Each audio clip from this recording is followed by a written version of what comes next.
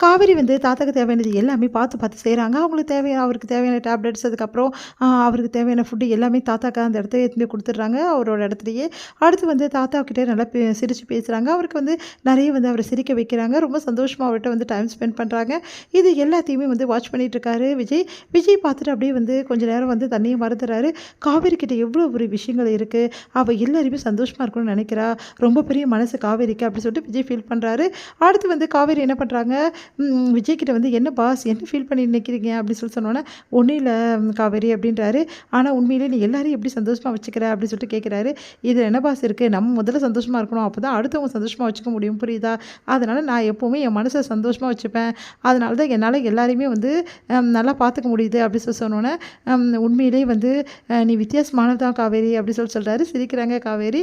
அடுத்து வந்து தாத்தாவ பார்க்க விஜய் போறாரு. விஜய் வந்து பார்த்துட்டு தாத்தா வந்து, "எங்கப்பா காவேரி? இப்ப தானே கொஞ்ச நேரத்துக்கு முன்னாடி இருந்தா. இப்போ மறுபடியும் காவேரி பத்தி கேட்குறீங்களே தாத்தா" அப்படின்னோன்னே, "இல்லப்பா காவேரி ஒரு கதை சொன்னா. ஆனா பாதியிலே விட்டுட்டு போயிட்டா. இன்னும் கிளைமேக்ஸே சொல்லல" அப்படின்னோன்னே சிரிக்கிறாங்க நம்ம விஜய். "என்ன தாத்தா நீங்க குழந்தை மாரி கதை கேட்டுட்டு இருக்கீங்க." "இல்லப்பா அந்த பொண்ணு சொல்ற கதையெல்லாம் அவ்வளோ காமெடியா இருக்கும். நீயும் கேட்டு பாரேன். உனக்கும் ரொம்ப பிடிக்கும்" அப்படின்னோன்னே, "என்ன தாத்தா நீங்க எப்பவுமே காவேரி புராணம் தானே உங்களுக்கு?" இல்ல விஜய் காவேரி கிட்ட ஏதோ ஒரு விஷயம் இருக்கு. நான் சொன்னேன் இல்லையா? காவேரி கிட்ட வந்து என்னதான்ப்பா இல்ல, அவகிட்ட எல்லா விஷயமும் இருக்குப்பா. அவ்வளோ அழகா வந்து மத்தவங்கள பார்த்துக்கிறா, கவனிச்சுக்கிறா. இந்த மாரி ஒரு உன் பொண்டாட்டி கிடைக்க நீ குடுத்து வச்சிருக்கணும். விஜய் நீ வாழ்க்கையிலே பண்ண நல்ல விஷயம் என்னன்னா, காவேரியை கல்யாணம் பண்ணது தான். காவேரி வந்து இந்த வீட்டுக்கு வரலன்னா, இந்த வீடு வந்து கலகலன்னு இருந்திருக்கவே இருந்திருக்காது. இந்த வீடு இவ்ளோ சந்தோஷமா இருக்கறதுக்கு காரணம் அதுக்கு காவேரி தான் அப்படின்னு சொல்லி சொல்றாரு. அத கேட்டு ஆமா தாத்தா நீங்க சொல்றதெல்லாம் உண்மதான். காவேரி இல்ல இந்த வீட்டுக்கு சந்தோஷமே இருக்காது. அது நல்லா புரியுது. கடைசி வரைக்கும் நீயும் காவேரி சந்தோஷமா வாழணும்ப்பா. உங்க வாழ்க்கைய நீங்க நல்லா வாழ ஆரம்பிக்கணும். குழந்தை குட்டியும் பெத்துட்டு எங்களுக்கு சந்தோஷமா இருக்க விடுங்கப்பா அப்படி சொல்லிட்டு சொல்றாரு. அத கேட்டு விஜய் ஒண்ணும் புரியாம யோசிக்கிறாரு. அடுத்து வந்து இங்க காவேரி பார்த்துட்டு இருக்கா. காவேரி தாத்தா ஒண்ணும் நீங்க டேப்லெட்டே சாப்பிடல அப்படியே எடுத்து வந்து குடுத்து தாத்தாக்கு குடுக்குறாங்க. அத பார்த்து விஜய் வந்து அப்படியே பார்த்துட்டே காவேரி பார்த்துட்டே அப்படியே ரூமுக்கு போறாரு. யோசிக்கிறாரு. காவேரி இன்னும் கொஞ்ச நாள்ல வீட்ட விட்டு போயிடுவான்னு சொன்னா தாத்தா என்ன நினைப்பாரு? அப்புறம் அவரு என்ன ஆவாரு? இவ்ளோ சந்தோஷமா இருக்க தாத்தா வந்து அப்படியே மனசு மாறிட மாட்டாரா? அதுக்கப்புறம் தாத்தா வந்து என்ன ஆவாருன்னு தெரியலையே! வீட்ல எல்லாரும் என்ன நினைப்பாங்க? ஏன் அவங்க வீட்ல என்ன நினைப்பாங்க? இதெல்லாம் பத்தி யோசிக்காம நான் இந்த மாரி பண்ணிட்டேனே! காவேரி என்ன பண்ணுவா? அப்டி சொல்லிட்டு ஒரே யோசனையா இருக்கு அவருக்கு. அடுத்து வந்து யோசிக்கிறாரு. காவேரி இன்னும் கொஞ்ச நாள்ல போயிடுவான்னு சொன்னா எல்லாரும் தாங்குறாங்களோ இல்லையோ! என்னால தாங்க முடியுமா? நான் இத வந்து பத்தி யோசிக்கல. காவேரி இல்லாத ஒரு லைஃப் நல்லா இருக்குமா? அப்டி சொல்லிட்டு யோசிக்கிறாங்க. அப்போ நம்ம உண்மையிலேயே காவேரி நான் விரும்ப ஆரம்பிச்சுட்டேனா?